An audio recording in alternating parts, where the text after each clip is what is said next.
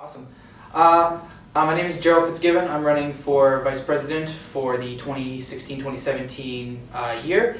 I think the thing that makes me the best candidate is I'm super relatable, and I think that you guys would really like to have me there because I'm definitely apt to listen to your guys' voice, and I think that that's the biggest thing, is that I want to hear you, and that's a big part of my platform, is that, you know, my entire thing here is that I want to make your experience at X the best experience, right? It says premier undergraduate experience for a reason, and I want you to experience that amazing feeling. And I want you to know that, like, I want you to know that you can always come talk to me, that we can work together, and I want to do my best to make your experience the greatest.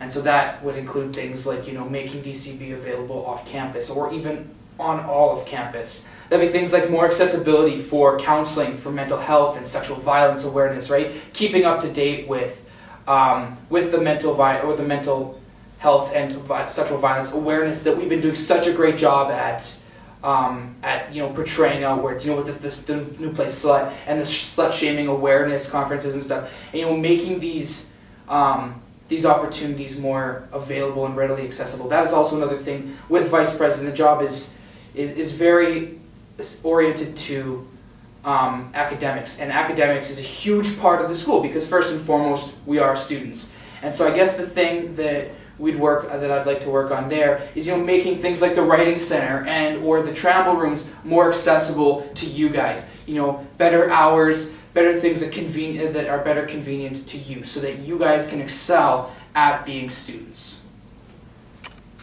If you were given $1 million on behalf to use towards the student body, what would you use them on?